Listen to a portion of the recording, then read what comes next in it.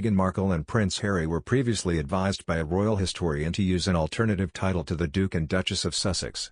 Meghan Markle and Prince Harry were spotted on a rare outing this week. The pair were snapped making the 5-minute journey to Oprah Winfrey's 7-acre estate.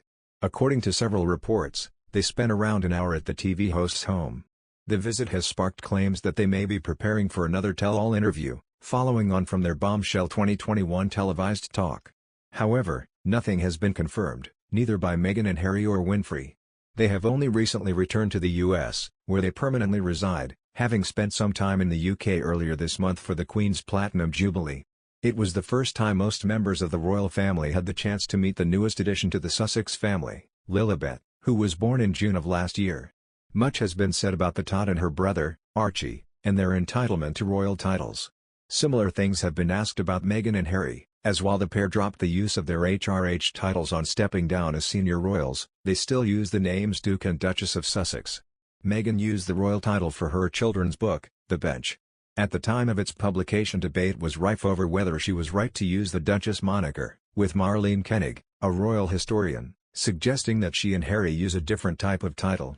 Speaking to Express.co.uk, she said the pair might just use Sussex after their names, and explained, "If you look at other members of the family or peers or heir to peerages, Beatrice and Eugenie do not use their titles in their jobs. On their work websites it's Beatrice York, Eugenie York.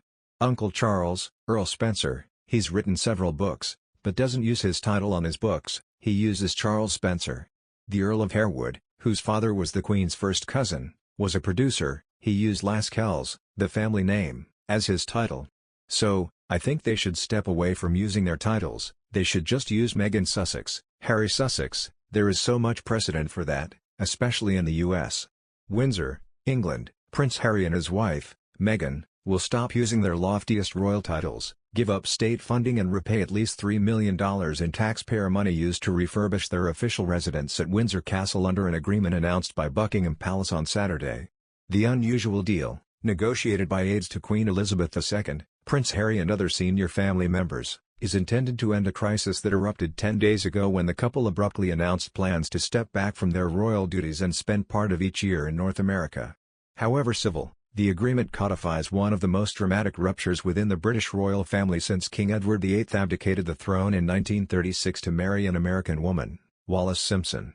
It is a spectacle that has enthralled and divided Britain, overshadowing even the country's impending departure from the European Union, and has provoked conversations around the world about race, privilege and tradition.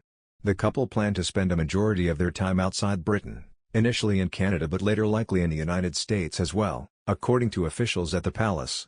They will continue to carry out limited duties on behalf of the Queen and will retain another of their royal titles, the Duke and Duchess of Sussex. Harry will also remain a prince and sixth in line of succession. But under the deal, the couple will no longer use their most exclusive titles His Royal Highness or Her Royal Highness because they will no longer be working royals. They will be allowed to earn money in the private sector, though palace officials said the Duke and Duchess had agreed that whatever work they pursued would uphold the values of Her Majesty, a phrase intended to allay fears that they will overly commercialize their ties to the House of Windsor. The Queen instructed her family last Monday to come to an agreement with the Duke and Duchess after an extraordinary family conclave at her country residence, Sandringham, during which she said she would reluctantly accept their desire to break away and chart their own future. The drama has plunged the royal family into perhaps its greatest crisis since the 1997 death of Diana, Princess of Wales, the mother of Harry and his older brother, Prince William. There have been reports of a bitter rift between the two princes, and the couple's announcement blindsided the palace.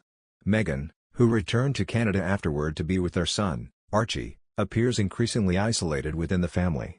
The couple has had a toxic relationship with Britain's tabloids, which soured on Meghan after initially giving her rapturous coverage, a 38-year-old American actress with a mixed-race background who brought a breath of fresh air into one of the country's most revered but hidebound institutions. Image's most revered but hidebound